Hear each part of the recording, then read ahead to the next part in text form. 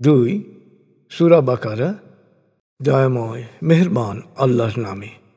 হে বনী ইসরাইল, স্মরণ করো তোমাদের প্রতি আমার নিয়ামতসমূহ। স্মরণ করো কতভাবে আমি অন্যান্য জাতির চেয়ে তোমাদেরকে বেশি আনুকূল্য প্রদর্শন করেছিলাম। আর সেদিন সম্পর্কে সতর্ক হও, যেদিন কেউ কারো উপকারে আসবে না, কারো কাছ থেকে মুক্তিপণ নেওয়া হবে না, কারো কোনো সুপারিশও কাজে লাগবে না, আর কারো কাছ থেকে সাহায্যও পাবে না। স্মরণ করো ইব্রাহিমকে তার প্রতিপালক কিছু বিষয়ে পরীক্ষা নিয়েছিলেন। পরীক্ষায় উত্তীর্ণ হওয়ার পর আল্লাহ বললেন, আমি তোমাকে মানব জাতির নেতা মনোনীত করেছি। সে বলল, আমার বংশধরদের মধ্য থেকেও কি নেতা হবে? আল্লাহ বললেন, আমার প্রতিশ্রুতি জালেমদের ক্ষেত্রে প্রযোজ্য নয়। সেই সময়ের কথা স্মরণ করো যখন আমি কাবা ঘরকে মানব জাতির সর্বকালের মিলন কেন্দ্র ও নিরাপদ আশ্রয়স্থল করেছিলাম। আমি বলেছিলাম, তোমরা মাকামে ইব্রাহিমকে নামাজের স্থান হিসেবে গ্রহণ করো। আমি ইব্রাহিম ও ইসমাইলকে আদেশ করি, তোমরা তাওয়াফকারী, ইতিকাফকারী অর্থাৎ আত্মনিমগ্ন ধ্যানী ও রুকু সেজদাকারীদের জন্যে আমার ঘরকে পবিত্র রাখবে। স্মরণ করো ইব্রাহিমের প্রার্থনা, হে আমার প্রতিপালক, এই শহরকে সবার জন্য নিরাপদ করো, আর এর অধিবাসীদের মধ্যে যারা আল্লাহ ও আখিরাতে বিশ্বাস করবে তাদের ফলাহার সহ জীবিকা প্রদান করো। আল্লাহ বললেন, তবে যারা সত্যকে অস্বীকার করবে তাদেরকেও কিছুকাল জীবন উপভোগ করার সুযোগ দেব, তারপর ওদেরকে জাহান্নামের শাস্তি ভোগ করতে বাধ্য করব। আর এ পরিণতি কতই না নিকৃষ্ট। যখন ইব্রাহিম ও ইসমাইল কাবাঘরের দেয়াল তুলছিল, তখন তারা দোয়া করেছিল, হে আমাদের প্রতিপালক, তুমি আমাদের এ কাজ কবুল করো, নিশ্চয়ই তুমি সব শোনো, সব জানো। হে আমাদের প্রতিপালক, আমাদেরকে পুরোপুরি তোমাতে সমর্পিত করো এবং আমাদের বংশধর হতে এমন একটি জাতির উত্থান ঘটাও যারা তোমাতে পুরোপুরি সমর্পিত হবে।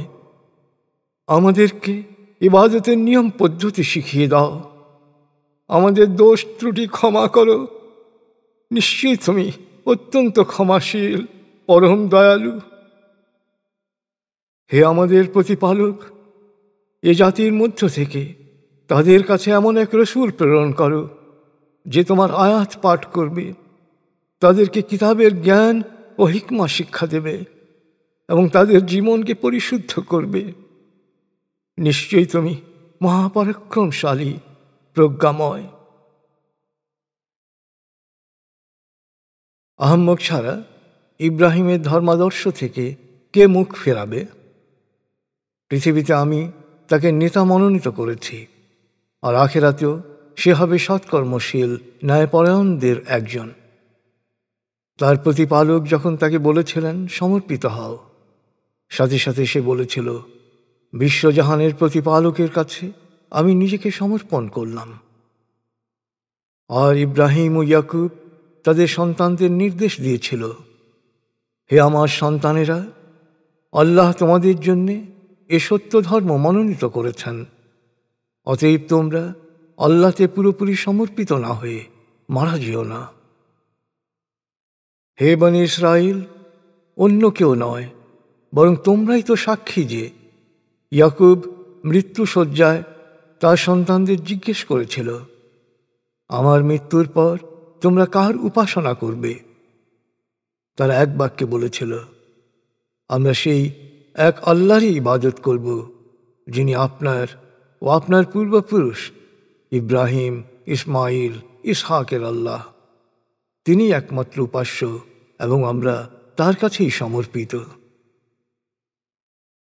হে বনী ইসরাইল, এরা ছিল অতীতের উম্মত। তারা যা অর্জন করেছিল তা তাদের, আর তোমরা যা অর্জন করবে তার ফল তোমাদেরকে ভোগ করতে হবে। তাদের সৎকর্মের কারণে তোমাদের কোনো ছাড় দেয়া হবে না। এখানে আল্লাহ তার চিরায়ত বিধানের কথা বলেছেন। পূর্বসূরীদের সৎ বা অসৎ কর্মের ফল পরকালে অন্যের উপর বর্তাবে না।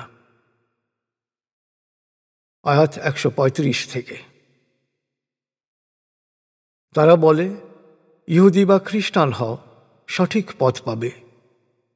বলো, কখনো নয়, আমরা বরং একনিষ্ঠভাবে ইব্রাহিমের ধর্মাদর্শ অনুসরণ করব। ইব্রাহিম ছিল যথার্থ সত্যের অনুসারী, সে কখনো শরিককারী ছিল না।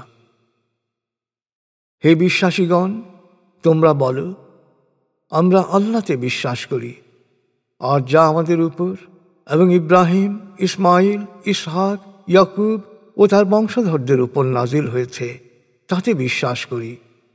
সেই সাথে যা মূসা, ঈসা ও অন্যান্য রসূলকে প্রতিপালকের পক্ষ থেকে দেয়া হয়েছে সব কিছুই আমরা বিশ্বাস করি। আমরা রসূলদের মধ্যে কোনো পার্থক্য করি না।